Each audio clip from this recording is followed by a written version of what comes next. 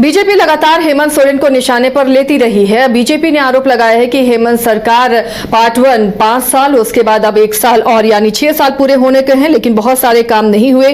कई महत्वपूर्ण पद अब तक खाली हैं और बीजेपी के इस आरोप पर जेएमएम ने पलटवार किया है। हमारे सहयोगी सौरभ जुड़े हुए हैं अपडेट के साथ। सौरभ, आरोप लगाया है जेएमएम ने बीजेपी पर पलटवार किया है, जो बीजेपी ने आरोप लगाया है।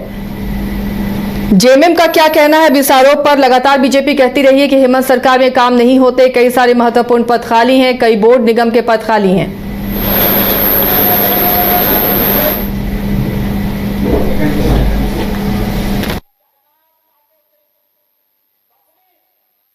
पा रही है, हम कोशिश करेंगे सौरभ जुड़े हमारे साथ। तो लगातार बीजेपी के निशाने पर हेमंत सरकार है और नेता प्रतिपक्ष बाबूलाल मरांडी भी हर एक मसले पर लगातार सोशल मीडिया पर या प्रेस कॉन्फ्रेंस कर आरोप लगाते रहे हैं। इन सब के बीच जेएमएम ने भी पलटवार किया है और जेएमएम ने भी बीजेपी को आड़े हाथों लेते हुए कई तरह की बातें कही हैं। हमारे सहयोगी सौरभ जुड़े हुए हैं इस मसले पर।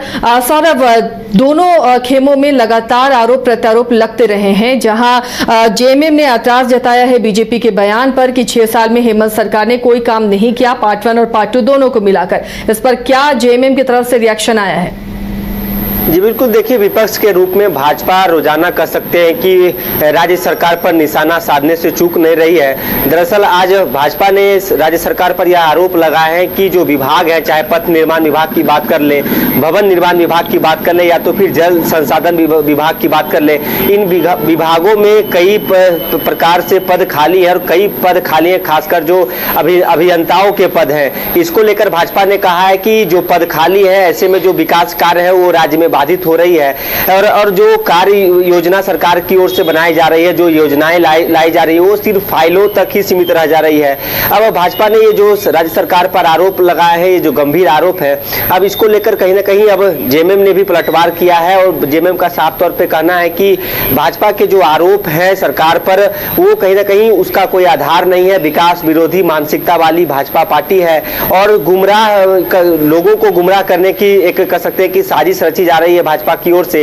इन 6 वर्षों के कार्यकाल में हेमंत सोरेन ने कई काम किए हैं, चाहे आप गांव तक सिंचाई को पहुंचाने की बात कर ले या तो फिर पुल पुलियों की निर्माण की बात कर ले, सड़कों को चौड़ीकरण किया गया है। इसके साथ ही राजधानी रांची में जो फ्लाईओवर बनाया गया है, उन पे गाड़ियां सरपट दौड़ रही है। लेकिन भाजपा को ये सब तरक्की और विकास देख के वो भाजपा इस बात को पचा नहीं पा रही और लोगों तक कह सकते हैं कि झूठ फैलाने का एक मुहिम उनकी ओर से चलाया जा रहा है। लेकिन एक प्रेस वार्ता भाजपा के प्रदेश प्रवक्ता प्रतुल सहदेव ने आज की और उन्होंने जो एक ज्वलंत मुद्दा है, जमशेदपुर के दलमा में जो धार्मिक स्थल है और श्रद्धालुओं से वहां जो टैक्स वसूले जा रहे हैं, 5-10 रुपए जो शुल्क वसूले जा रहे हैं, इसको लेकर राज्य की सियासी कह सकते हैं कि बयानबाजी तेज हो गई है। एक और भाजपा ने जो कहा है कि जो श्रद्धालुओं से 5 और 10 रुपए वसूले जा रहे हैं, ये सनातन विरोधी मानसिकता दर्शाती है राज्य सरकार की। अब इसको लेकर जेएमएम ने पलटवार करते हुए कहा है कि भाजपा हमें सनातन विरोधी ना बताए और जो सनातन का जो प्रेम है